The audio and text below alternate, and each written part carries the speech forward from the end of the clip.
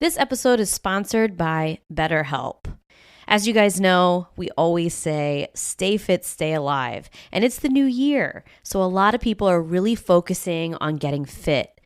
But that doesn't just mean physically fit. It means mentally, emotionally, and spiritually fit as well. I can tell you from personal experience that working with a therapist has helped me become so much more emotionally and spiritually fit in that I've learned how to set boundaries for myself. I've learned how to cope with stresses and anxieties and just deal with a lot of the things in life that really bog us down. So if you've been thinking about giving therapy a try, BetterHelp is definitely a great option. It's flexible, affordable, and it's entirely online. You don't even have to leave your house. When you sign up for BetterHelp, you fill out a brief questionnaire and they will match you with a licensed therapist. So if you want to live a more empowered life, therapy can get you there. Visit betterhelp.com/wifeofcrime1 today to get 10% off your first month. That's BetterHelp, HELP.com/wifeofcrime1. This episode is brought to you by Global X. Since 2008, Global X ETFs has been committed to empowering investors with unexplored, intelligent solutions. Global X specializes in exchange-traded funds that offer exposure to the artificial intelligence ecosystem, including themes like data centers, robotics, semiconductors, and cloud computing. To learn more about Global X's entire suite of ETFs, from covered calls, fixed income, emerging markets, and more, visit globalxetfs.com.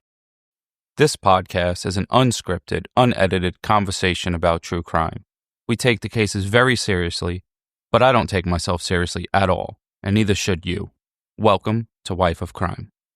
So, Russ, this is our 5th year covering toxic couples for Valentine's Day. And I just knew that I couldn't do another one without covering this famous couple. What I've learned over the last 3 weeks about them is absolutely fascinating. I truly had no idea about their lives. This is the infamous case of Clyde Barrow and Bonnie Parker.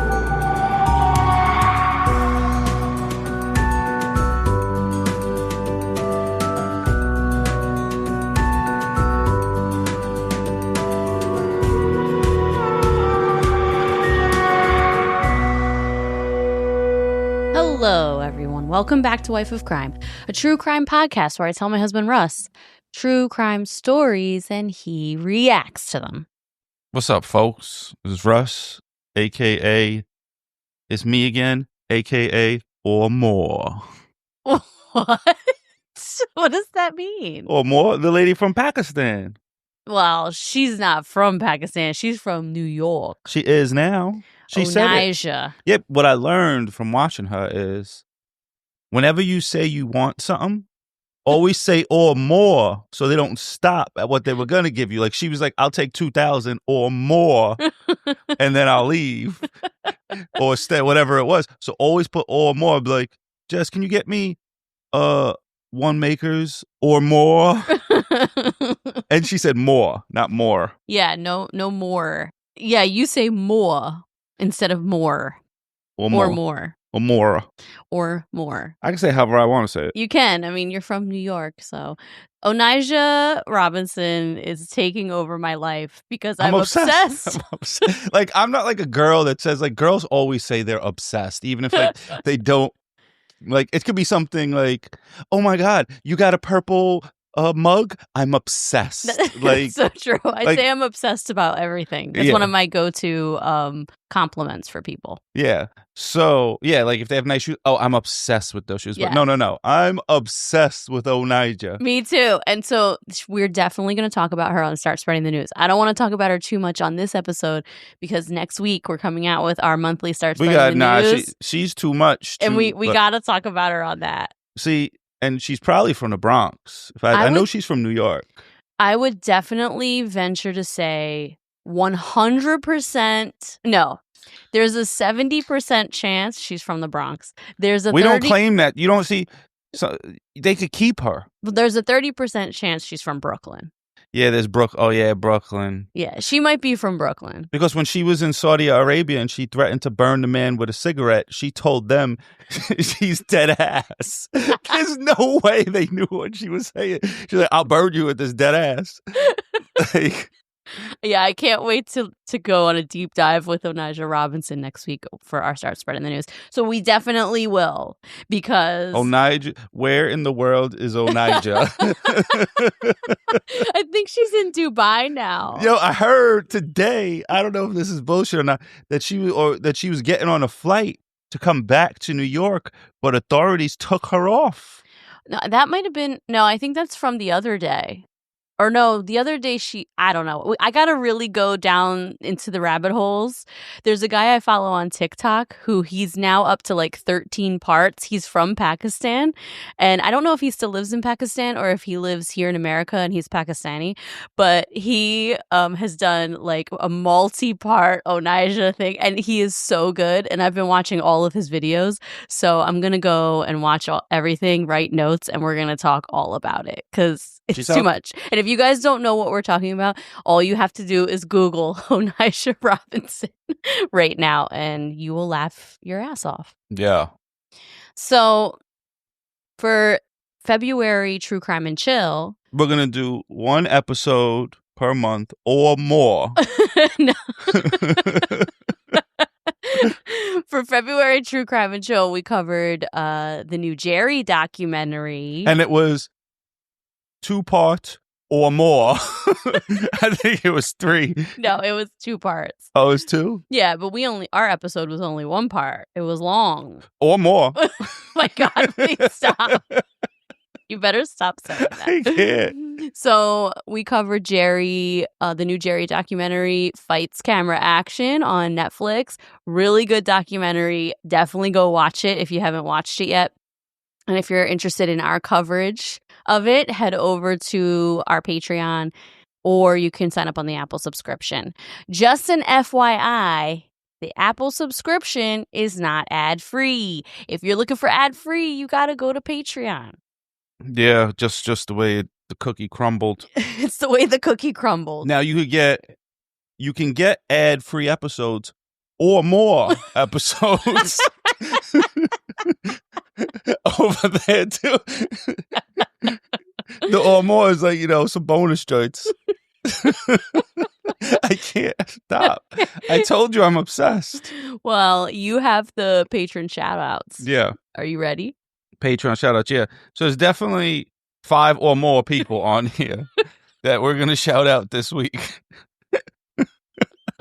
Why is this so funny to me? All right, so we got Crystal, Rebecca, Merv, 2 a.m. Book Club, Julie, Denise 2, not the broke one. I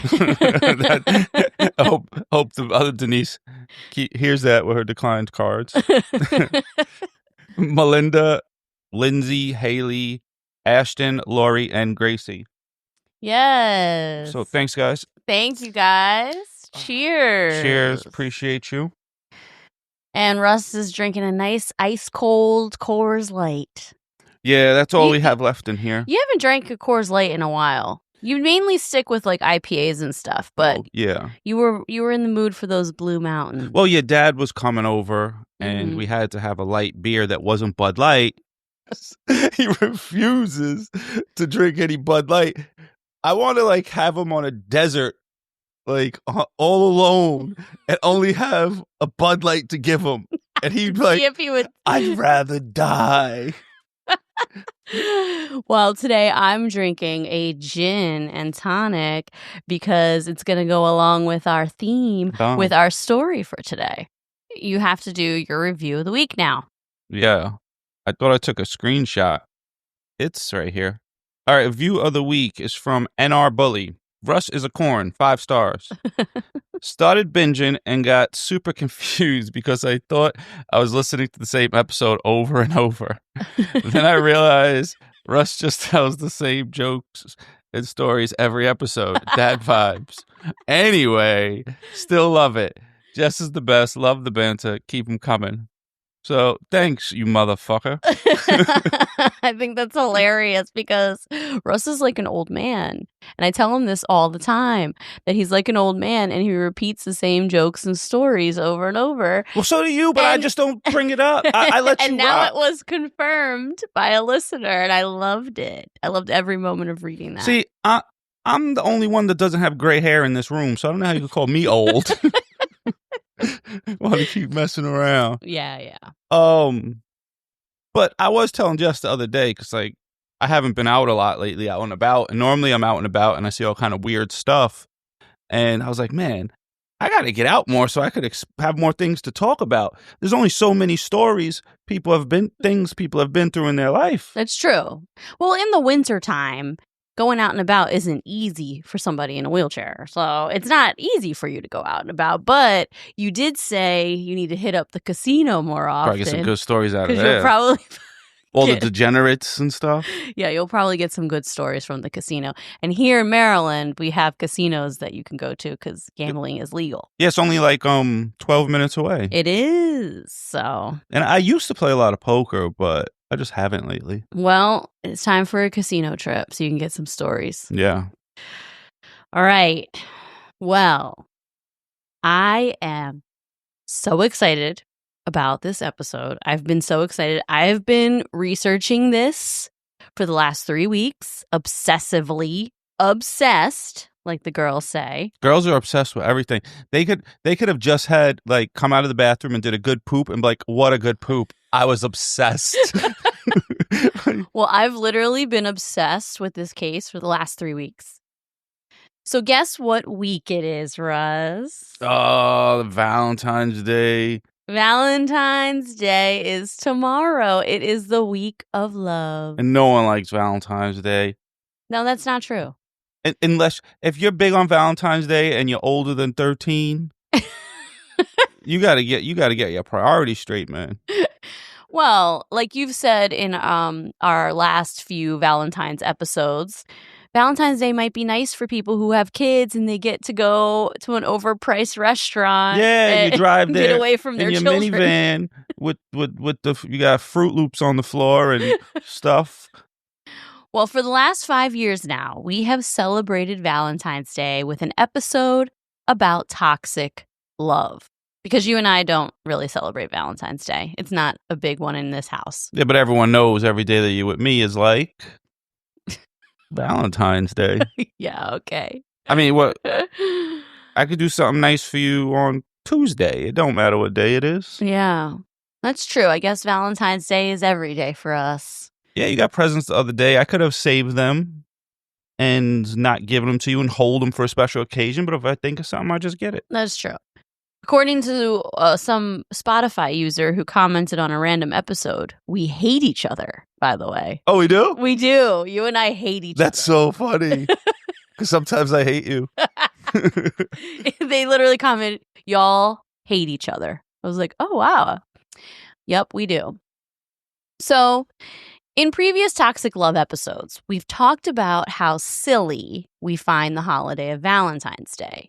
We personally don't celebrate it at all, but this is our way of acknowledging it. And these episodes are for the people who think this holiday is overrated like we do. As young women, okay, we are raised with the notion that we need to find our fairy tale-like love. But the reality is, that type of love, although seemingly beautiful, they're actually pretty toxic sometimes. Fairy tales have long been the go-to source for teaching us about love. And we've all been told that these magical, passionate stories are what true love is all about. Like Romeo and Juliet, the poster children for whirlwind romance. Or Beauty and the Beast, where patience somehow transforms an abusive relationship into a fairy tale. It turns out that these so-called perfect love stories are actually filled with lots of red flags. In fact, fairy tales might be the worst place to go for relationship advice. In Romeo and Juliet, it's a classic tragedy. 2 teenagers, they fall in love at first sight after literally one conversation. They don't even know each other's middle names, but they're ready to die for each other. Talk about raging hormones. Imagine falling in love so hard that you're like, okay, let's secretly get married, get caught by our families, and then end it all because of a misunderstanding in under 48 hours. Them kids was dumb. Definitely not healthy. Very dramatic, though. Now, Beauty and the Beast. Belle is basically the emotional janitor for the Beast's messy personality. He kidnaps her, he locks her in his house, and she falls in love with him. Why? Because he turns out to be a prince. But this is after she puts up with his grumpy, abusive behavior for a while. It was like reverse catfish. He was bad at first, then turned handsome. Exactly. The lesson here is clear. Just give it time, and your abusive partner will magically transform into a charming prince. Just ignore all the red flags for now. Or better yet, think of it like a long-term DIY project. Sure, he's a monster, but with enough patience, the classic I can fix him narrative, right? These fairy tales, while iconic, are actually a treasure trove of toxic relationship goals. They teach us that love should be dramatic and obsessive and sometimes downright dangerous. This brings us to another infamous example of toxic love. And I couldn't do another Valentine's episode without talking about this legendary pair, Bonnie and Clyde. Was it true love? Yes, I think so, in their own way. But also, probably one of the most toxic relationships in history. Bonnie and Clyde's love was fierce and complicated. It was a whirlwind filled with both romance and danger. On the surface, their partnership seemed like the epitome of ride or die. Two outlaws, deeply loyal to one another, braving the world that wanted to tear them apart. Their bond was built on a shared thrill for crime, living on the edge, defying the law, which undoubtedly gave them an intense sense of connection. But beneath that passion lies an uglier side of their relationship. Constant danger, manipulation, codependence, and a reckless disregard for their own safety and the lives of others. Their love wasn't necessarily about mutual respect or growth, but about emotional dependency and an adrenaline rush of being fugitives on the run. Together, they waged war against a world that had no mercy for them, leaving a trail of violence, fame, and sorrow. So Bonnie Parker was actually a poet, and she was a really good poet. And I've read a bunch of her poetry online. She wrote poems all throughout her life, but she was incarcerated for a short time, and she wrote some of her best poetry while she was in jail. And Bonnie Parker, in one of her most poignant poems, wrote, quote, "You have read the story of Jesse James, of how he lived and died. If you're still in need of something to read, here's the story of Bonnie and Clyde." Ooh, bars. In this poem, she captured the essence of their lives, not just as criminals, but as two young people who lived on their own terms and ultimately paid the price for it. Their love was as dangerous as it was undeniable. And in the end, it was their shared fate that sealed their place in history. This is the insane story of the infamous Bonnie and Clyde. Are you ready? Yes. I'm so excited. First of all, I have to say I absolutely loved researching this case. I listened to an audiobook called Go Down Together, the true untold story of Bonnie and Clyde by a guy named Jeff Gwynne, and it was so good. It is super in-depth, and to be honest, it's been hard for me to narrow down all the information into one podcast episode. I'm going to give you the most in-depth summary I can, but if you guys want to hear more, or Russ, you're like interested or more.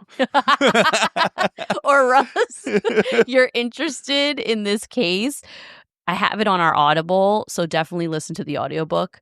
It's so, so good. By the end of the book, I truly felt like I knew these two people.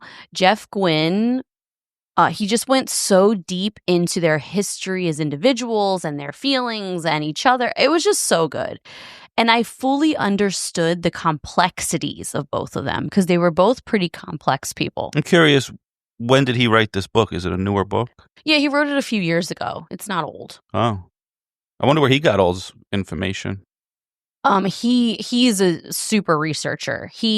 Multiple family members of Bonnie and Clyde wrote their own books about their siblings and about everything that happened during that time. He just interviewed family members of them. He went down, everything. I'm telling you, he did this as guy, much as he could, I guess, without speaking to them. This guy went deep. Here we go. Clyde Chestnut Barrow, interesting middle name, was born March 24th, 1909 in Tellico, Texas, to a very poor but tightly knit family. His parents, Henry and Cumie Barrow, were hardworking farmers, just trying to make ends meet Or more. Don't say that the whole episode, please. We're trying to make ends meet or more. Please stop. You're going to drive me insane if you interrupt me the whole episode with or more. I thought it was just funny place to put it. Okay. I'm sorry.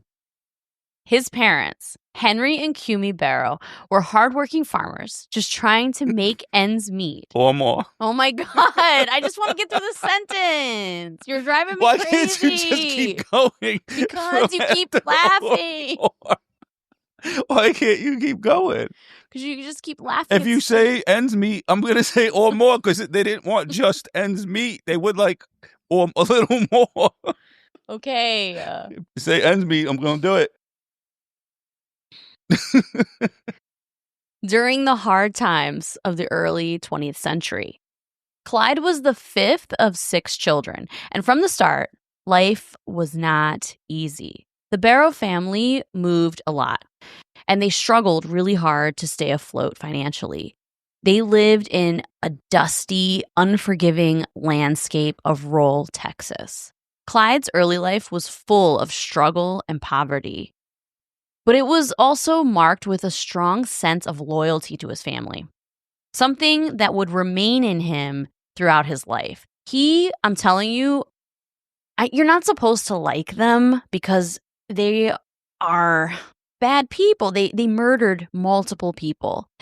But I really have a soft spot for Clyde Barrow. He is incredibly loyal. He was very loyal to his family and his friends. And he just has that sense of loyalty within him that makes him a very attractive person. Like, loyalty is something that you and I both, it's a big, big part of who we are as people, I feel like. And it's something that makes us attracted to one another, is how loyal we are to each other. I find your loyalty to your friends and to your family and to me incredibly attractive. And Clyde also... I find your legs really attractive. Thank you. And Clyde also was incredibly loyal. Well, and I love that about him. I guess some people that do bad things can still have good characteristics. They just didn't get all the good characteristics. And that's the thing about this story that you're going to find, is that these two individuals are really complex, and they're human, and they have good things about them and bad things about them. And I definitely found a place in my heart for both of them. There are a lot of people that do bad things but still have good characteristics. Like, I know people that allegedly may have hurt people or would hurt people, but they'll help an old lady cross the street. They see an old lady walking with her bags, like, hold on, let me help with her bags. And there is some good morals in some of these people. They sometimes make bad choices. Yes, definitely. By the time Clyde was a teenager, the Great Depression had cast its dark cloud over our country, and the Barrows really, really suffered. To help support his family, Clyde worked an array of odd jobs, from picking cotton to working in a local garage. But it was around this time that Clyde's relationship with the law really began to change. While working in the garage, he got to know some petty criminals. And this is also when His frustration with the system began to grow. The injustices he felt in his early life, combined with the hardships of the Depression, shaped his view of society. He came from full-on poverty, and his life every single day, his family's life was a struggle. His father struggled, and his mother struggled every day of their life, just trying to support their kids and put food on the table. And it was an incredibly unhappy time for so many Americans during the Depression. And this family is a prime example of people who just suffered for years and years because of it. He began to see crime as an answer to his struggles, a way to escape the grind and intense poverty that had defined his upbringing, a way for him to not be like his father. The family farm failed because of a drought, and eventually they made their way to Dallas. In the 1910s and 20s, Dallas was quickly becoming the hot spot of the South. During this time, Dallas still held on to some of its old Southern charm, but it was beginning to modernize at a really fast pace. The city's economy was driven largely by agriculture and cattle and oil, and it became this bustling hub for commerce and trade. So a lot of rich people started moving there, and they were really trying to build it up and turn it into this like urban hotspot in the South. The discovery of oil in the area helped fuel its growth, and new workers came down there to capitalize on it. But despite the progress and expansion, Dallas still had its share of challenges. The city was divided between the wealthy urban elite and the rural working class citizens. Sounds like normal life. Well, nowadays, it really does. It sounds like, I mean, we have a huge wealth gap and wealth inequality in America, and the gap is just getting bigger and bigger between the rich people and the working class. Because once you have a lot of money, that money just keeps making money for you, and you don't have to do anything for it. Yeah. Like, it just keeps going and going and going with, so. But the hardest thing is getting to the point that you can make money and enough money that your money then makes money for you. Yeah. So you suck. Well, guys, I'm just going to throw this out there. Start yourself an IRA if you don't have one. Definitely. Go research Get some compound interest in a Roth IRA. So a fun tip from your financial provider. Not provider. Advisor. Financial advisor. I'm a financialologist. There you go, financialologist. So it's definitely something that we see now. But back then, during the Depression, it was clear there was a giant gap between the rich and the poor. This environment of inequality and social unrest played a role in shaping the attitudes of many young people at this time. The family didn't live in the heart of the bustling city center, but instead, when they moved to Dallas, they couldn't afford to live in Dallas. They had to move to the outskirts, and they lived in a makeshift camp in a really impoverished area. That's wild because in Texas, it's so hot. Yes. The camp was located in an area where many poor families lived, cramped in these substandard, just horrible conditions. It was like a collection of small shacks, and they were super poorly constructed because they were usually made with whatever materials the people could find at the time. Like Henry Barrow built this shack by himself with the help of his kids. Yeah, I was watching something on National Geographic. I forgot where they were, but that's how a lot of these people's shacks get made in other countries now. They still do that with whatever they could find. Yeah, so they had like wooden planks. I think it was in the Philippines, actually. Really? Where I saw this last documentary like that.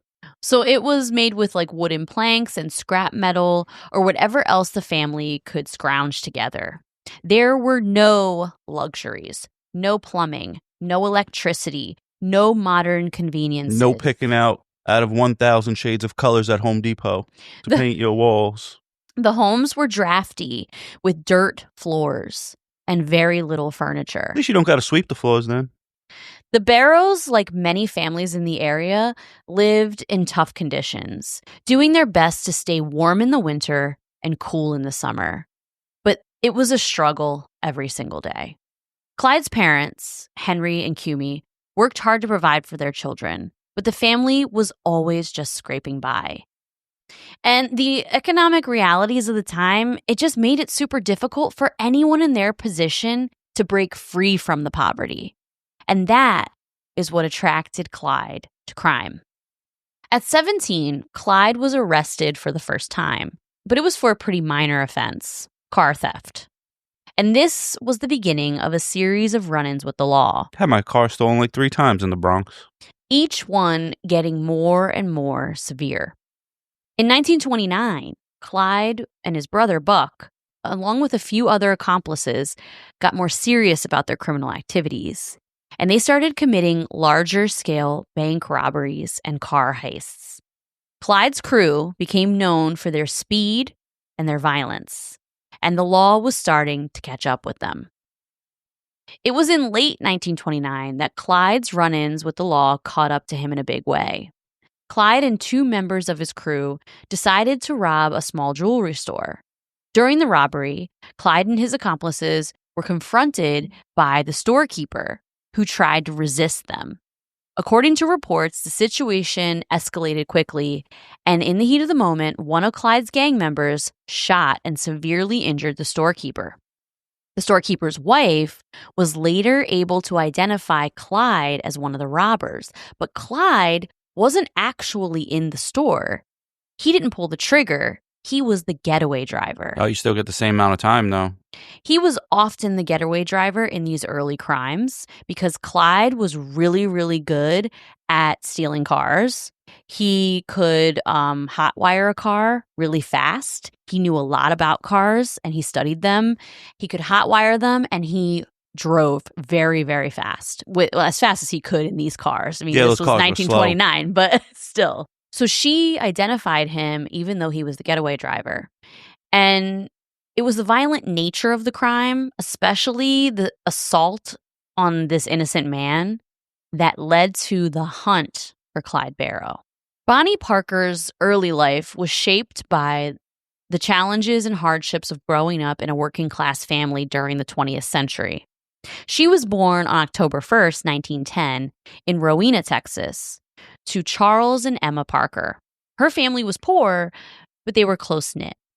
Bonnie's childhood took a turn when she was just 4 years old. In 1914, her father, Charles, passed away from a heart attack, and this left Bonnie's mother, Emma, to raise Bonnie and the other kids by herself.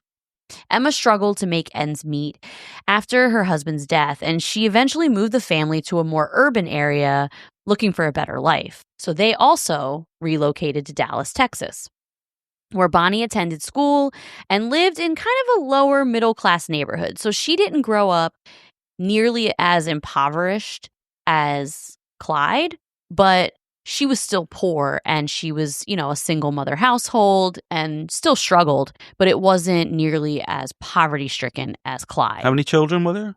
I don't know exactly how many kids there were. I think there were multiple. Despite their financial problems, Bonnie had a deep connection with her family, especially her mother. And her mother was trying to raise her to have very strong values, to be independent and resilient and hardworking. She became known for being a passionate and vibrant young lady, someone who just kind of had a spark. People who went to school with her always described Bonnie as just being like the light of the room, and she was very funny and she laughed a lot. She wanted to be famous on Broadway. She wanted to be an actress. So she was like, bubbly and very friendly. She ended up famous, all right. We're still talking about her today. Yes, and that is something that's very interesting about Bonnie's part of the story. She was also very pretty. And, a lot of guys thought she was pretty. She got a lot of attention from guys. And she was a girl who just had a lot of ambition and longed for excitement in her life. She wasn't a rebellious child at all.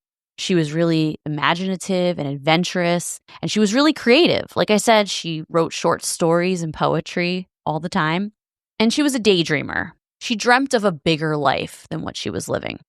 She knew she wanted out of that little town, and she wanted something big for her life. She wanted her name known. And what's crazy is I'm sure she never, ever dreamed of the legacy that she would eventually leave behind. She's probably more famous now than if she would have became an actress on Broadway. 100%.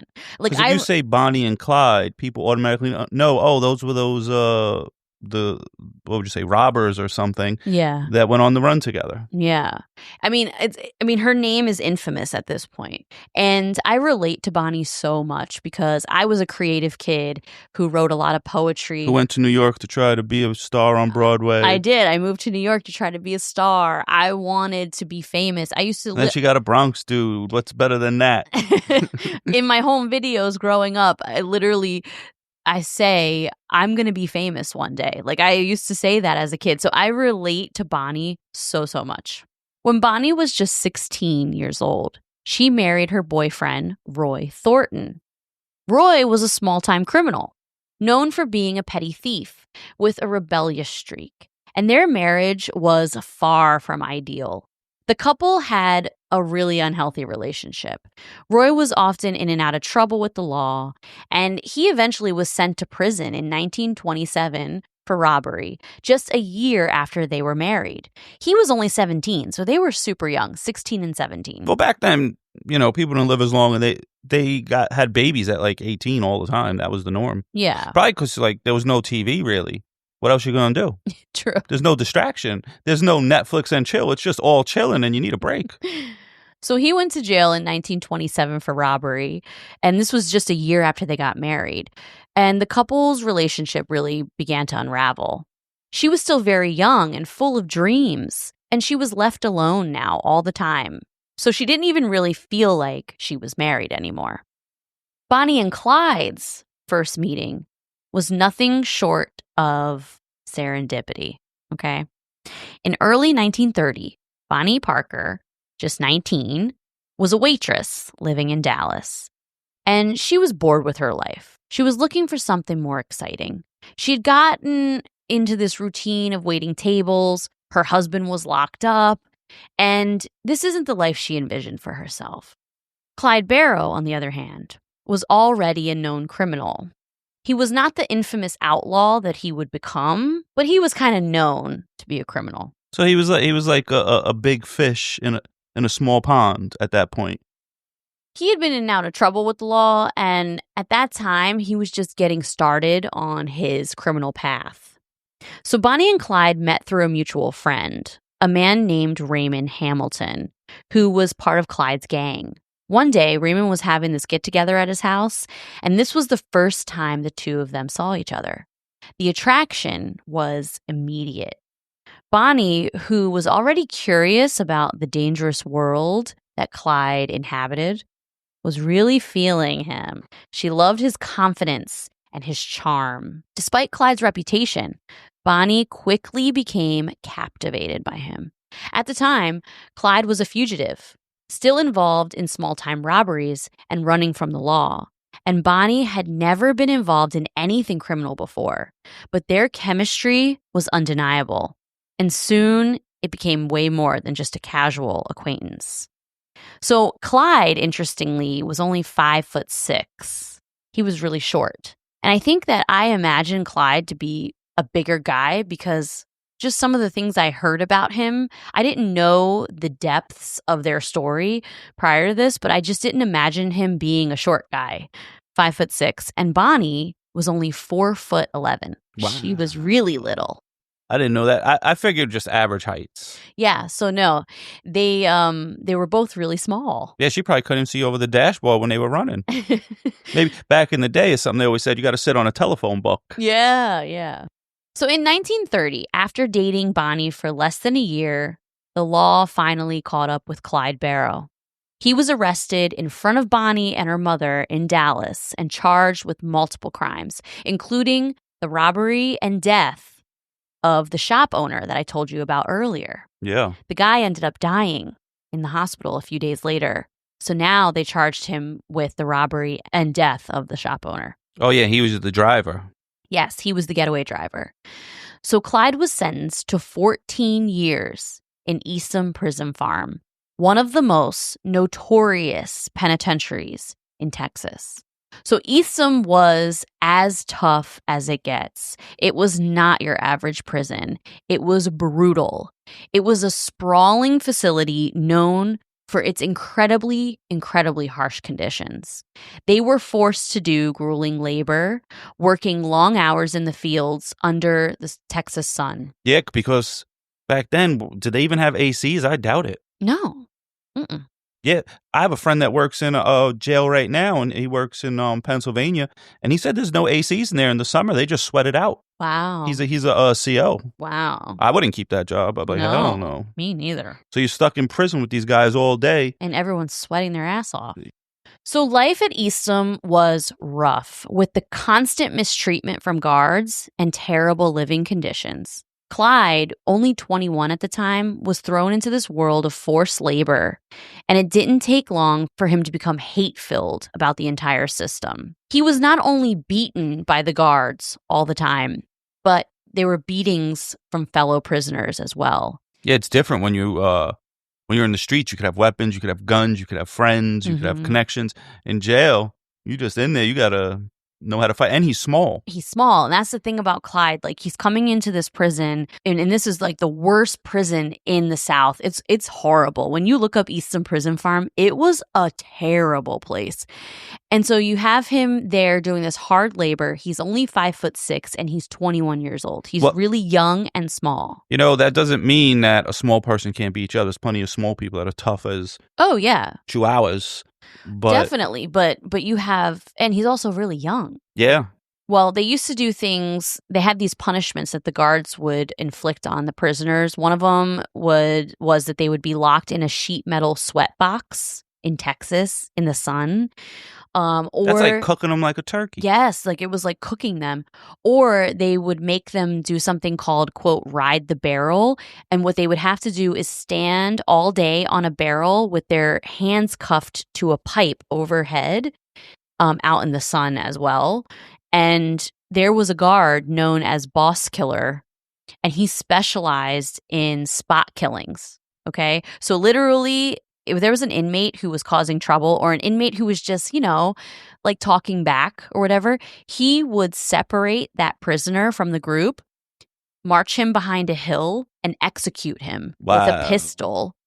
And then he would file a report claiming that this prisoner tried to escape and that he prevented the prisoner's escape by shooting him. I'm surprised that people even acted up with the way this guy was acting. Obviously, it didn't work. So Boss Killer was just like one of the guards, but there were a lot of corrupt guards there. So Clyde was just 21 when he arrived at Eastham, and he ended up being, unfortunately, like fresh meat for this inmate named Big Ed Crowder. Damn, he's a booty bandit? Yeah, he beat and raped Clyde repeatedly. Wow. Clyde would be raped in front of other inmates, which humiliated and traumatized him. Of course. Sadly, no one intervened or stopped it because Ed Crowder was huge. They were probably just happy it wasn't them. Exactly. He was 6'6". So no one intervened on Clyde's behalf because they were afraid that they would also be victimized by Ed Crowder. They got to jump him. The rapes and beatings went on for almost a year. Oh, my God. Clyde confided in one man named Aubrey Scally, and he said he was going to kill Ed Crowder. As he should. Aubrey, who was serving a life sentence, told Clyde, "If you kill him, I'll take credit for it. I'm here for life anyway." That'll make him look tough that he took the big guy down. Exactly.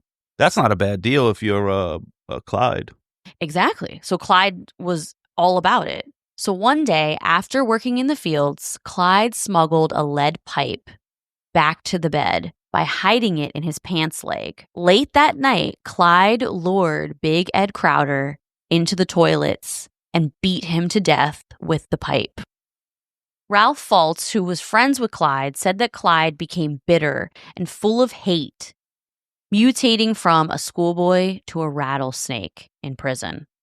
Months later, Clyde couldn't handle the physical labor of the fields anymore, and he decided to do something about it. So he used an axe and cut off 2 of his own toes on his left foot. He did this with hopes that he would be transferred to a less harsh facility. But unbeknownst to him, his mother had been petitioning for him to be released, and only 2 weeks after this self-mutilation, the release was granted, and Clyde would walk with a limp for the rest of his life. So he literally cut off his own toes to get out of prison, and then he was released in 2 weeks. Well, that's crazy. Ultimately, he got out, and hey, I'd kill to walk with a limp right now. That's true, yeah. I mean, he did it because he thought he would get transferred to a less harsh facility, so... I don't blame him if it's that bad. You got to give yourself a shot to have the best chance, the best hope for your life you have, even if prison is your life. I mean, he killed this guy that was... But that's the thing. Well, the rapist, yeah. Yeah, he killed his rapist. And then after he killed his rapist, thank God that ended. But that went on for an entire year. And then he was just out there in the fields doing this forced labor, and he just couldn't take it anymore. I can't imagine how traumatized this guy was. That punishment is really turning out to be something. Really, it really was. So he ended up getting out early. And Clyde began planning his revenge on the system while he was still in prison. And he formulated a plot that was so far-fetched that friends thought it was actually a joke. After he was paroled, he confided to Ralph Foltz that he was going to round up a gang, rob and steal until they had enough money and guns, and then raid Eastham Prison Farm.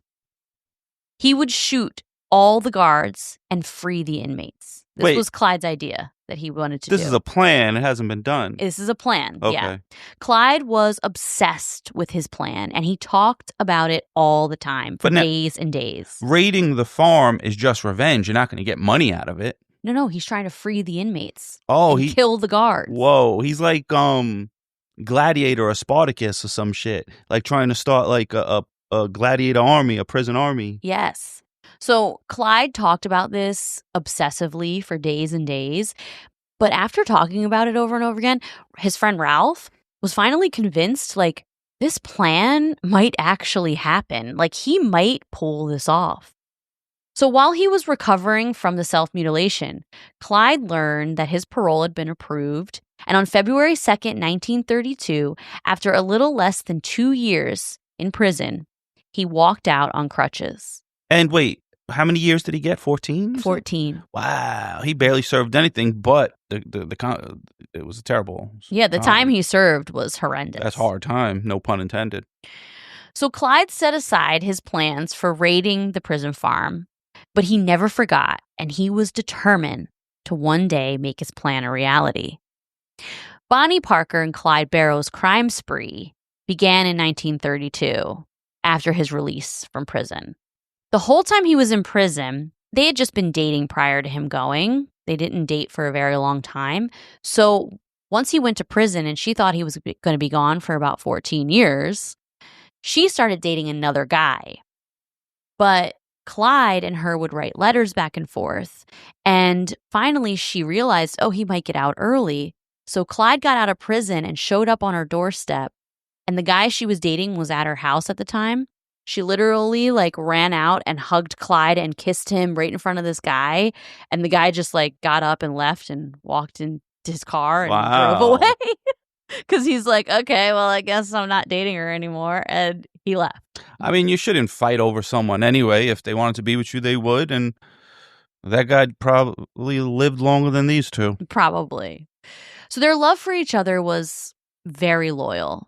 And Bonnie became fully immersed in Clyde's world of crime. Initially, the couple kept a really low profile, and they and other members of the gang would just rob small-town banks across Texas, Oklahoma, and Missouri.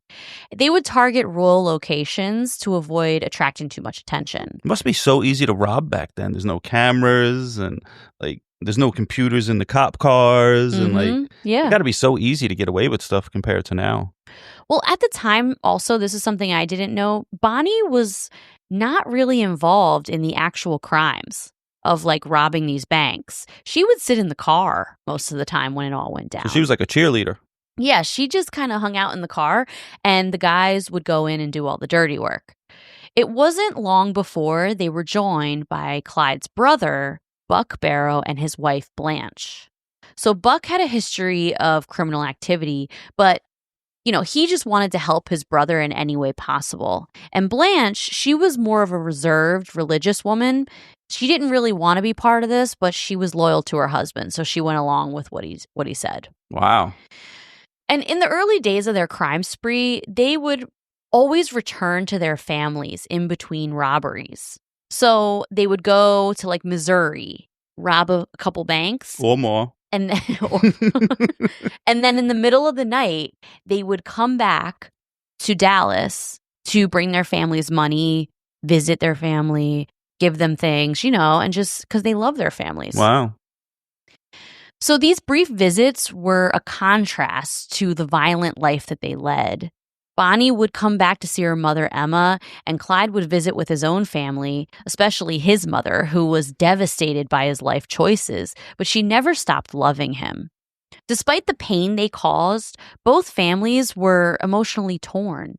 They knew the risks that their children faced, but their love for them remained strong. Clyde secretly visited his mother, Cumie Barrow, in West Dallas, and he would often come in the dead of night, making sure that he wasn't spotted by law enforcement or anyone who would recognize him. He'd sometimes show up with Bonnie, and the two would spend hours with his mother, catching up on family news and sharing stories from their travels. And Clyde always expressed his love for his mom. During these rare moments, they would try to act normal, like a normal couple, though the constant threat of death or capture always loomed over them. Bonnie would sneak into her mother's house at night to avoid being recognized, and she knew the dangers of these visits. Her face was now known to law enforcement, and these wanted posters from them robbing banks started to be plastered all over the place. But Bonnie just couldn't resist. She missed her mother, and she longed for kind of a sense of normalcy. She would always reassure her mother that everything was fine, that she was fine, and she never mentioned the chaos and danger that they were actually living during these moments. These visits were always really short, and after a few hours or days at most, they would be forced to leave again, and they would vanish into the night as quickly as they came. They couldn't stay for long, and the risk of capture or death meant they could never settle down. So they didn't really have a home base. Like they would just travel to Missouri, to Kansas, to all over Texas, and they would rob banks or rob stores. A lot of times they were robbing these like small shops. They weren't these giant criminals that their legacy has kind of made the public think they were. They were actually really opportunistic. Like they would run out of money and then be like, we need $50. And then they'd go rob a convenience store, get $50 and then drive to another location. So it wasn't like they were these calculated criminals. They were more opportunists, honestly. The problem is, though, they started getting more recognized by law enforcement. And like I said, the wanted posters were plastered everywhere.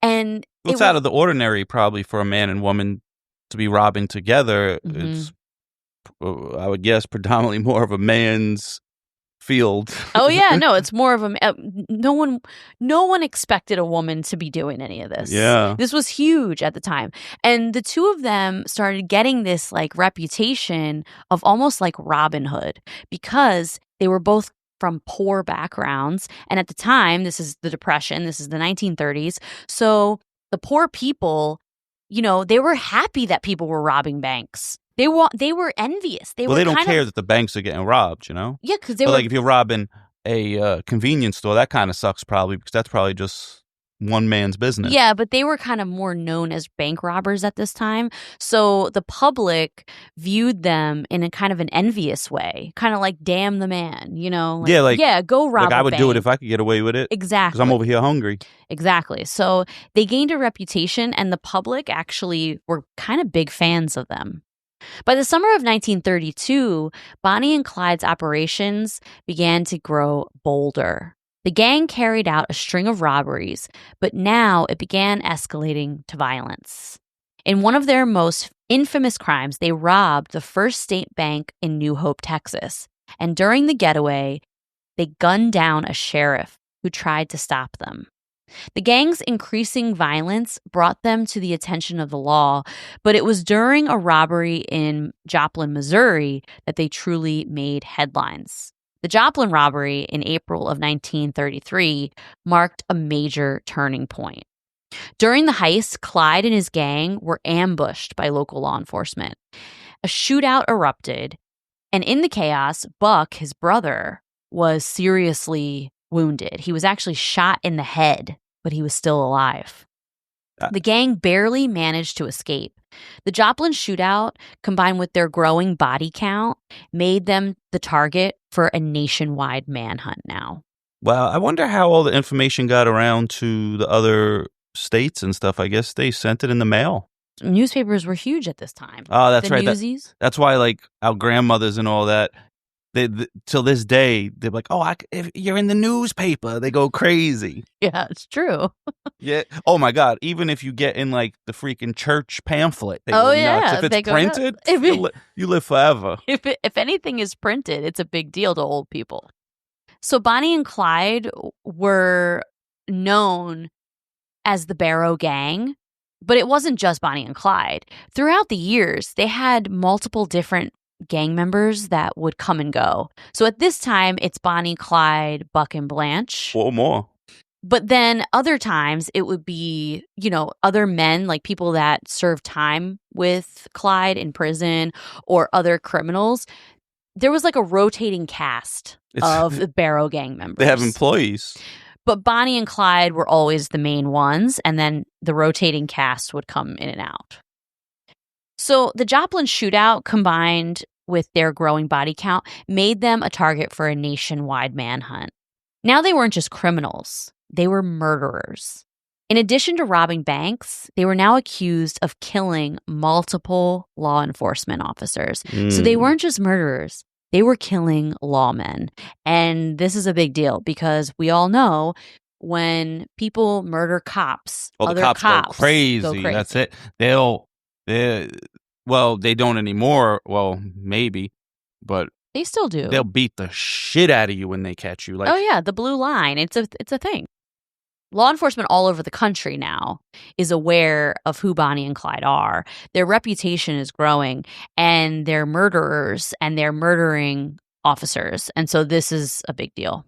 The hunt for Bonnie and Clyde intensified with every crime. And with it, their sense of invincibility grew. The duo was joined by several members of their extended criminal network, robbing banks and stealing cars as they moved all across the southern United States. It sounds like I'm playing GTA over here. Definitely. That's what it's like.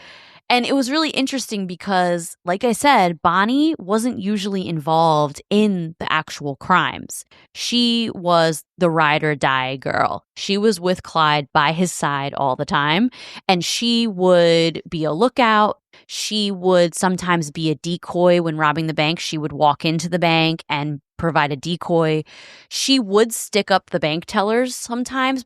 Throughout her entire time with Clyde, she didn't kill anyone. That's good. The bloodshed grew as well, and in April of 1933, Bonnie and Clyde participated in the robbery of the Plate City Bank in Missouri, where they killed 2 police officers during a firefight, and it was clear that their actions were becoming very reckless. Public perception was starting to mix. It was a mix of fear, fascination, and in some ways, admiration, like I said before. They were widely viewed as dangerous criminals, but the media played a crucial role in shaping their image. They were sensationalized. And while law enforcement portrayed them as ruthless killers, many members of the public saw them as symbols of rebellion against a system that seemed unfair, especially during the Great Depression, when so many people were struggling. Their daring bank robberies and the ability to evade capture earned them a certain level of respect among other poor people and people who were disillusioned with authority. But the violent nature of their crimes, especially the killing of police officers, fueled a growing sense of dread. As they became more infamous, some people romanticized them as a couple. You know, they were young lovers who were fiercely loyal to each other in a cruel world, while others saw them as violent criminals who deserved swift justice. Their image was complex, a deadly duo on the run, captivating the imagination of the public, but also feared by those who lived in the shadows of their violence. Feared by people who saw them coming down the street. I mean, people were afraid of them. It's crazy.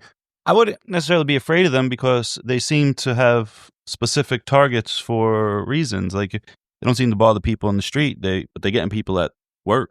And there are a few pictures that they both took, and I'm going to post some pictures because I love looking at pictures of them. One thing about them that was really interesting to me is that they loved to dress really well. Their image was very important to them. Clyde was a fashionista, okay? He did not roll around in this like drab, I don't know, 1930s like poor man depression garb. He wore suits and fedoras. He was set on having an image, and he made sure that Bonnie also held up this image too. She dressed in beautiful dresses and heels, and the two of them were very set on dressing up it's almost when they were like, out there. Like he dressed well enough where I'd be like, oh, he might be from New York. He looks good. Pause. Yeah, okay. You know, because in New York, we got that.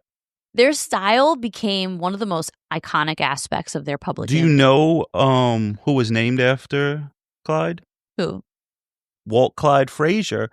Clyde isn't even his name. He wore one of those hats to a game, and they started calling him Clyde. Oh, wow. His name is Walt. Yeah, I didn't know that Clyde wasn't his actual middle name. I thought it was his middle name. No, they because he wore one of those hats that this Clyde wears. Oh. And that's how he got his name. Wow. Walt Clyde Frazier is a famous Nick and Russ's literal idol. Yeah, I love him. So Clyde and Bonnie's style became one of the most iconic aspects of their public image. They were always photographed in fashionable outfits, and it defied this rough and tumble reputation that a lot of criminals had of their time. Clyde always made sure to wear suits and fedoras, polished shoes, and he presented himself as a dapper outlaw. Bonnie, on the other hand, was known for her elegant dresses, her stylish hats, and her well-groomed appearance. Their choice to dress this way was practical and symbolic. As fugitives, they needed to blend into society, and they needed to avoid drawing attention to themselves. They needed to look like they already had money, not like they were robbing people to get it. But beyond that, their style was also a statement. They were rebellious and defiant, and they refused to conform to the stereotype of criminals as unkempt or ragged. By presenting themselves as these well-dressed and put-together people, Clyde and Bonnie sought to project a sense of power and control, transforming their outlaw status to a kind of twisted glamour. And I think it really does show power when you are an outlaw, a criminal, and you're wearing a really nice three-piece suit with a fedora, and you walk in with a gun. I don't know. That's just a more powerful image to me than some dude wearing like suspenders and some holy shoes and holy pants that hasn't showered in like a week and a half. A lot of your jeans have holes, Jess. You know what I'm saying. And he hasn't showered in a week and a half and he's dirty. That's a totally different image than what they were putting I picture them going in with their suits looking good. Like, stick them up, see? Yeah. This whole time, I keep having this like transatlantic accent in my head of like, stick them up, stick them up. Stick them up, see? What do you know? I was like, they always said see after see. It's so true. So in 1933, during a violent confrontation with law enforcement in Missouri, Bonnie and Clyde were in a high-speed chase with the police. They're probably, in the cars back then, they're probably going 35. Right? And the situation turned chaotic. Clyde was able to get away, but crashed the car into a tree. They were all thrown from the car. Clyde heard a blood-curdling scream come from Bonnie, who was laying near the hood of the car. Battery acid splashed on her leg. Oh my God, I never heard of a battery exploding in an accident. Yeah, battery acid splashed on her leg, causing significant third-degree burns all the way down her leg from her thigh to her ankle. This painful injury left her with permanent scarring all the way down her leg, and some people say that they actually saw pieces of bone sticking out. That's how much of her skin was disintegrated in this. Wow. And it also left her with such severe injuries that she could barely walk for the rest of her life. And Clyde would carry her a lot of places. Isn't that crazy? I never knew that. He carried her a lot for the last few years of their life. This injury was so painful and excruciating and severe that she should have gotten medical treatment, but due to their fugitive status, she and Clyde couldn't risk it. Oh shit, she's going to die of infection. She did not. Clyde decided to steal a bunch of gauze and medicine from a pharmacy, and he took care of her wounds instead of taking her to the hospital. Wow, I wonder if he got her antibiotics. Well, she endured all this pain, and eventually it started to heal, but it didn't heal correctly. Like I said, she walked with a limp and could barely walk for the rest of her life. So now they're both limping. They both are limping, yeah. And I didn't know that either. And this served as a reminder of the violence and brutality that now defined her life. By 1934, their notoriety reached new heights. The Barrow Gang, which is how they now referred to themselves, had become symbols of rebellion. On January 16th, 1934, Clyde, along with his gang members, executed the raid on Eastham Prison Farm. Oh, shit. They didn't, backtrack on that. I thought they'd be making money, so forget it. No. Clyde had been wanting this for all these years. His goal like I said, they were a bit opportunistic where they would just, steal money, spend money, steal money, spend money. But Clyde always had it in the back of his head that he needed to get back to Eastham and carry out this plan. That's just revenge he's looking for. Oh, yeah, 100% it was revenge motivated. So on January 16th, Clyde and his gang members, they executed the raid on Eastham Prison Farm, and this is the moment Clyde had been dreaming of for years. Clyde's plan was precise, and it involved a combination of criminal expertise and intimate knowledge of the prison. With his gang made up of several familiar faces, Clyde managed to infiltrate the area surrounding Eastham, and he strategically attacked the facility, freeing several prisoners who had long been subjected to inhumane treatment. Among the men he helped escape were some of his fellow inmates from Eastham in the time that he was there, and a few of them were his trusted gang members. One of the men freed that day was W.D. Jones. He was only 16 years old. He was a baby. He was so young. You know what'd be crazy? If he makes it to 40 years old, his name would be WD-40. So WD ended up joining the Barrow Gang, and Jones would later become one of the most loyal members of the gang. Clyde had developed a strong bond with Jones, and he kind of took him under his wing and brought him into this criminal enterprise. Along with Jones, a kid named Henry Methvin, who was like Jones. He was young, and he kind of looked up to Clyde. He became a very important member of the gang, and he was very loyal to Clyde in the beginning. Clyde's plan was executed with perfect efficiency. He was armed with shotguns, rifles, and handguns. The gang stormed the prison. They shot at guards. They used the confusion to break down the barriers and separated some of the inmates. They were able to overpower the guards and take control of the area to free a handful of men. The guards were completely unprepared for this assault, and they really struggled to defend themselves. They came in the middle of the night. They were not ready for all of this. That's crazy. No prison is ready for people to break into it. They're ready for people to break out from the inside. Yes. Once the escapees were freed, the gang didn't linger. They quickly loaded the prisoners into cars and fled the scene. Law enforcement was right behind them, and it turned out to be a high-speed chase. It was a classic Clyde Barrow move, swift, decisive, and ruthless. They knew they didn't have much time before law enforcement would track them down, and they needed to get as far away from Eastham as they possibly could. The escape from the prison was a significant event for the Barrow gang. It not only marked a victory for Clyde, but it also symbolized the utter disregard that the gang had for authority. The raid heightened their notoriety and struck fear into the hearts of law enforcement all across Texas. It's interesting. I was curious when you keep saying high-speed chases, and I was curious like how fast their car actually was. So they were driving. Most people have seen this car before. I think it's like in Vegas or something.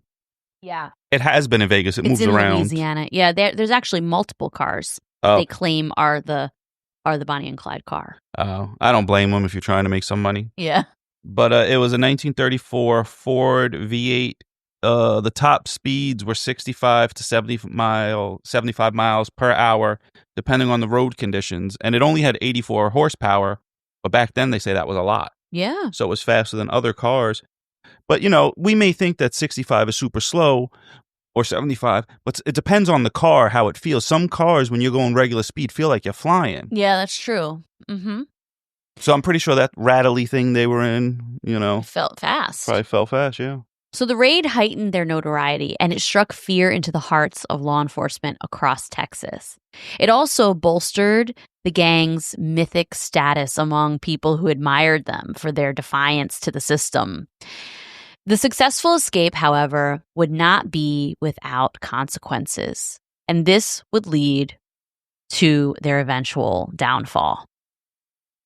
The breakout made national headlines, and law enforcement across the country ramped up their efforts to capture the Barrow gang. The raid showed how far Clyde was willing to go, even for people who weren't even his closest allies. He just freed a whole group of prisoners, half of them he didn't even know.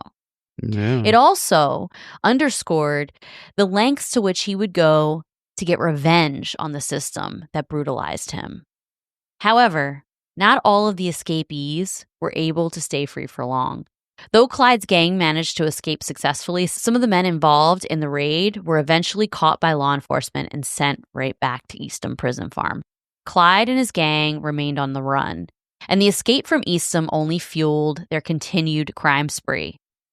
Their relationship with the newly freed prisoners would evolve. W.D. Jones and Henry Methvin would go on to join them for a bunch of different crimes.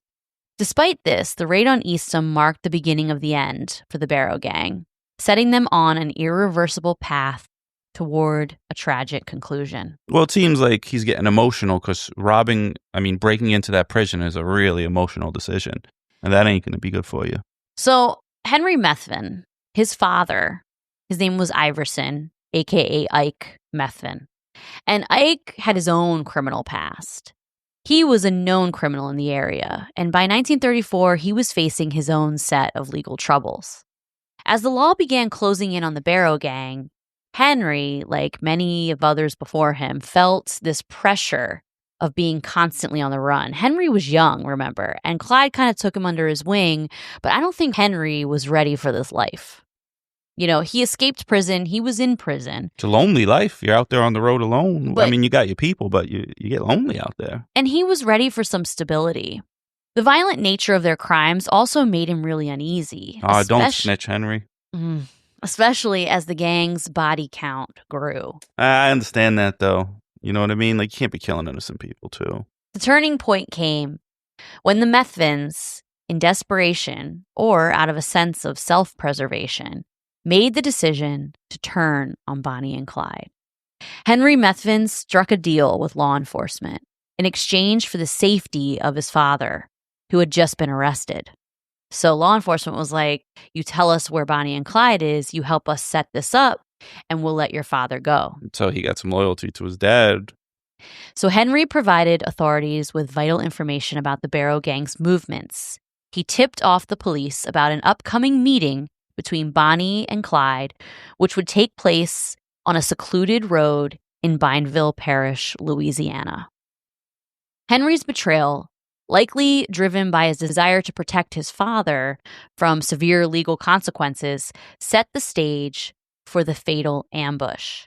Bonnie and Clyde, who had always been fiercely loyal to their gang members, had no way of knowing that Henry had made a deal with these authorities because they just were so loyal to them, and their gang members were also loyal to Bonnie and Clyde. Like, this was a culture that they created over the years with the people that were in their criminal network.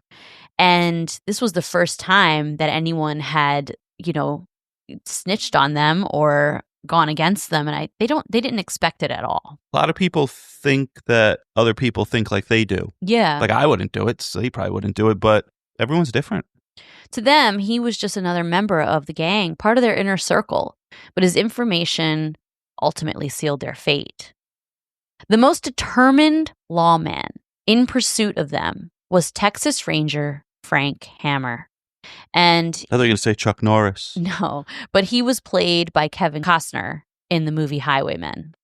Frank Hammer is a seasoned law enforcement officer with a reputation for never giving up on a case.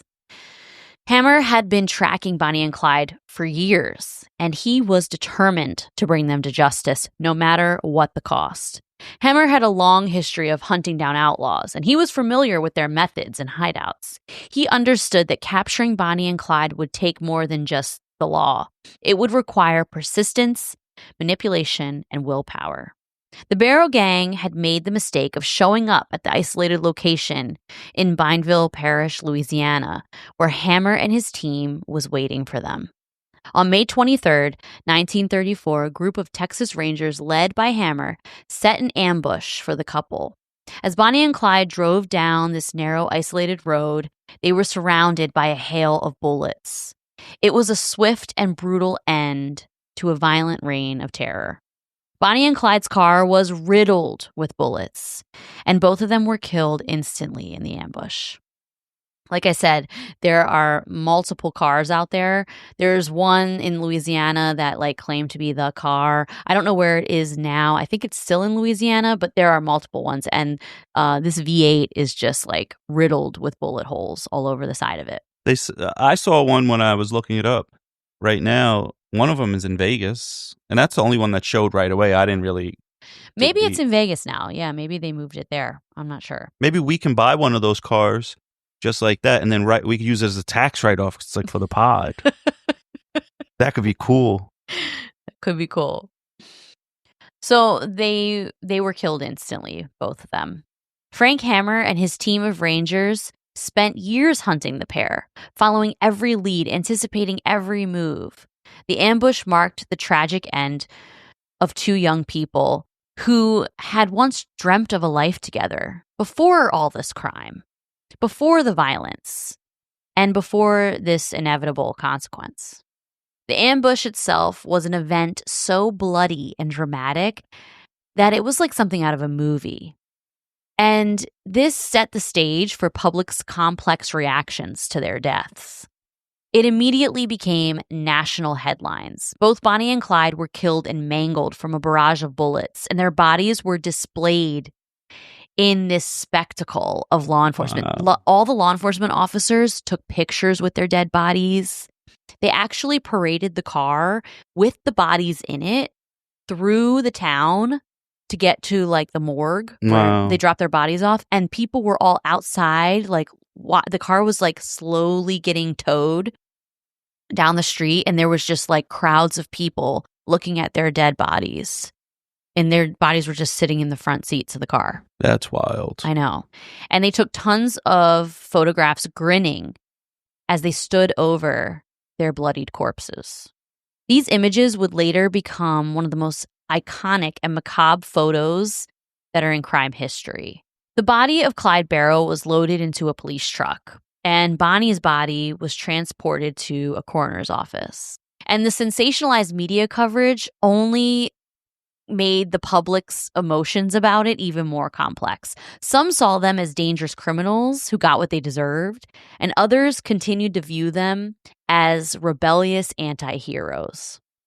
Bonnie's family, especially her mother Emma, was devastated by her death. And despite the nature of Bonnie's crimes, her mother and other family members, they loved her so much and they wanted her to have a nice funeral.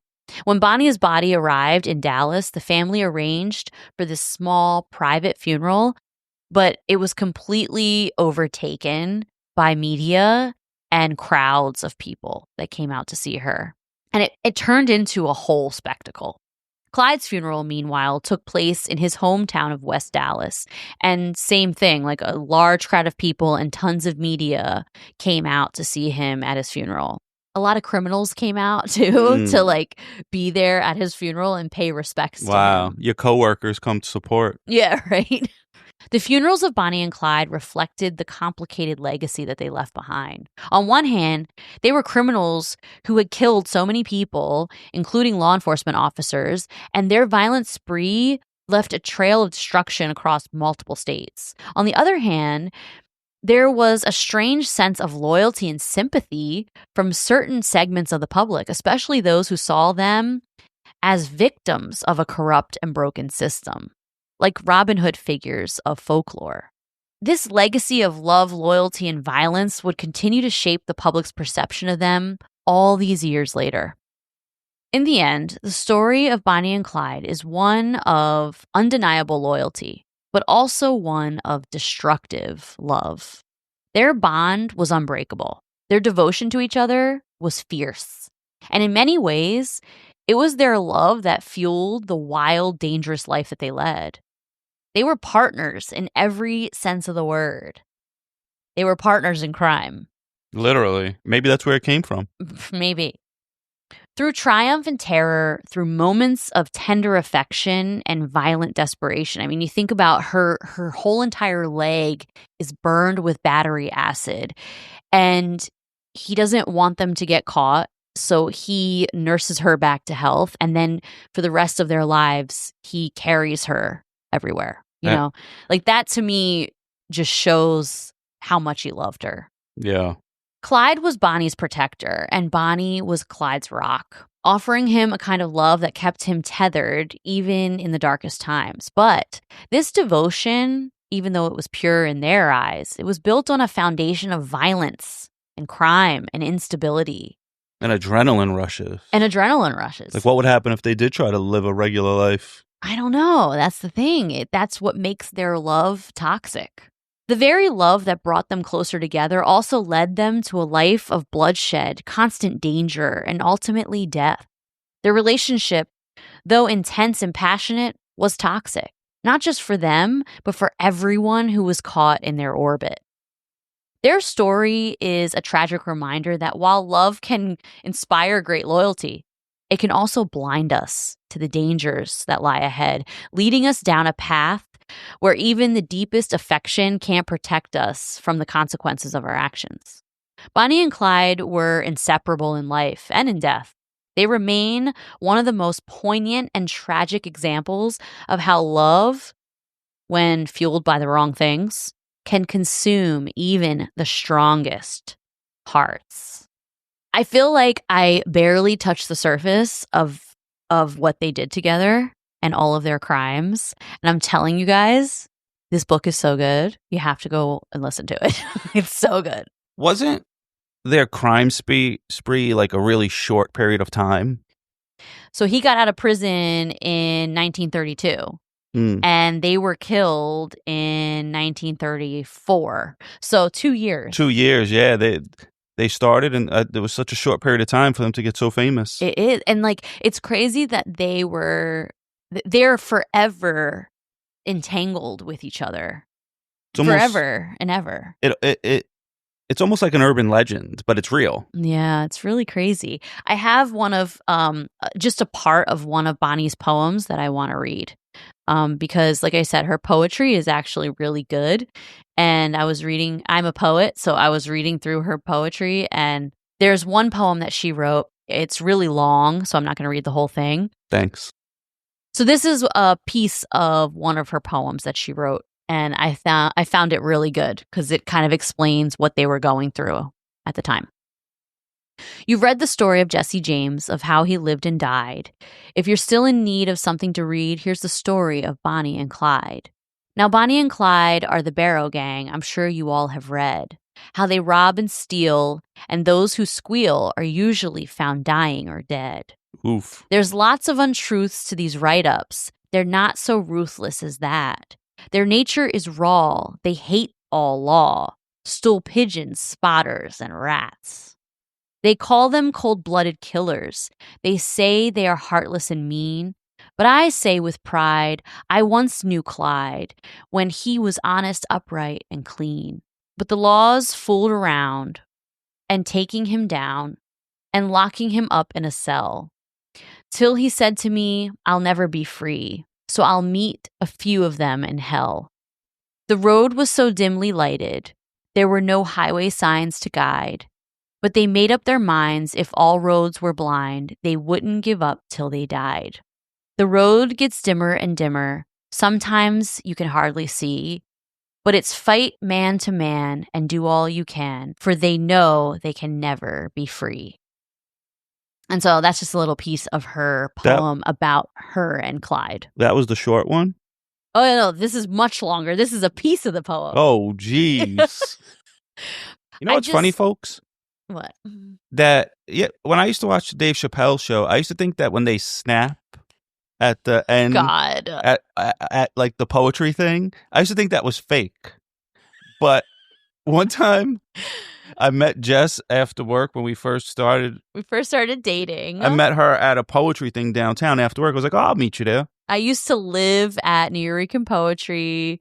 New Eurekan was a place that I performed poetry. So anyway, I went in this dark place. It's a bunch of weirdos in there. Because in New York, these are like the transplants. No, they weren't. There was a ton of New Yorkers there. There's some New Yorkers, but that's also where the other people want to come to, like the hipsters and stuff, because they think it's hip. And you were a transplant, so okay. I'm correct. So anyway, I go in there and I sit down, and they start doing the poetry.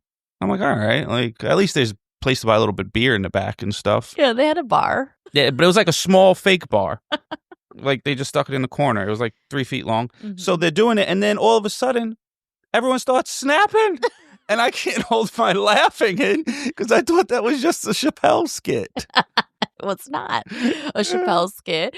And Jess was snapping. Well, I'm a poet, and I used to perform. And her snaps are loud because her fingers are big. I used to perform all the time, and that day I was judging a slam, actually. And I invited Russ because I knew that Russ had never experienced anything like this and no one got slammed. He is just so not artsy at all. So I invited him there, and he watched me judge this slam, and he was laughing at the snaps. But then we had to have told this story already, so yes, we're old. No, we didn't tell the story, I don't think. But then we went across the street to a bar after it was over, and a few poets were over there, and Russ got cornered. I always get stuck with the fucking crazies. Russ got cornered by a guy who was so weird, and he had his arm over his shoulder, and he's sitting there spitting a poem. Oh, I didn't let it go long, though. Don't act like he was just stuck. He said, the sun and the moon and the stars. He was like reciting and I'm like, a poem what in Russ's ear. Fuck is this? And the guy was reading it off of his flip phone. And he was just reciting this poem in Russ's ear. And it was so funny. He must have thought like I was laughing. A poet A&R or something. I could sign him to a deal. I was like, what is this weirdo doing? Whatever, you married me, and this was like one of our first dates, and you kept coming back, okay? And I've been writing poems about you ever since. Yeah, and I've recited many poems to you that I've written, so. Well, I'll listen to yours, but I ain't listening to no one else's. Okay. Well, this was Bonnie Parker's poem about her and Clyde, and I have to say, after researching them, and like I said, I just touched the tip of the iceberg with this story, but there's so many more details. Even though, yes, their love was very toxic, and Bonnie would have lived a long, good life if it wasn't for Clyde. I firmly believe that her falling in love with Clyde is what gave her an early death. You know what I mean? She would have lived, she would have gotten married, probably had some kids. An average boring life. She would have lived a boring life, a boring life that she didn't want. No, there's nothing wrong with having a slow life and just chilling with family. There's nothing wrong with that. Of course, but that's not what she wanted. She wanted an exciting life. And she probably would have ended up getting married and having a regular life and lived long until she was old. But she fell in love with Clyde, and this was her end, you know? She fell in love with Clyde, and within a couple of years, she was dead. But she went out in a blaze of glory. Like, it was an exciting couple of years. And on the other hand, Clyde, I think he definitely would have died early. I think all this would have caught up with him. Like, this was going to be his life, and he was going to die at that point.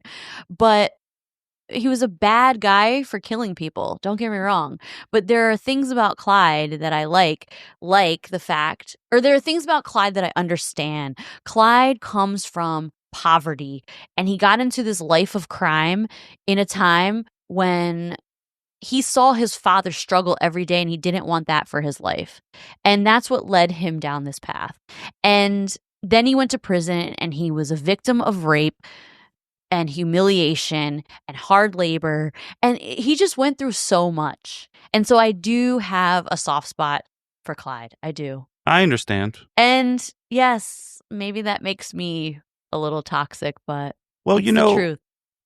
Had he been raised in a different environment where he didn't have to struggle for food and everything, you know, he may have not turned out like that. But then we always say that it's not an excuse. Because it is not there an excuse. Are a lot of people who grew up in the Great Depression who struggled and pulled themselves up by their bootstraps and turned into very productive members of society. No, it's true. It's no excuse. But it isn't an excuse. I wasn't using that excuse. I was just saying he may have ended up in a different situation. Who knows? He might have been a CEO of a company. Who knows? Yeah, you never know. Were there CEOs back then? I guess so. I mean, there was. In my mind, the companies were just small. No, they had these big oil companies, and you know, this was like the heels of the Great Depression. After that was the industrial era. Came after the Great Depression. You know, the war happened, and then there was the industrial era when people, you know, everything was booming. So, well, that's our toxic love story for this year. Bonnie and Clyde, the infamous Bonnie and Clyde. And if you guys want more information about the book, I'm definitely going to post a picture of the book that I read for this case on social medias, along with all the other pictures that I have. I might listen to the book because we obviously share an Audible. Yeah, you should listen to it. It's so good. They should let you like trade books with your friends. If you become friends with someone on Audible, like, oh, I'll lend you my book, you lend me yours. Oh, that's a good idea. They should do that. Yeah. Yeah. Yo, what's your name? Audible. No, I was thinking like, who's the owner? Not Bill Gates. Bezos? Jeff Bezos, hit me up. I got good ideas for you. First one's on the arm. I'll let you take that one. I won't. After this, I'll help you keep growing. Okay. Yeah, he's really going to listen to you. If will you be his DEI hire? Hey,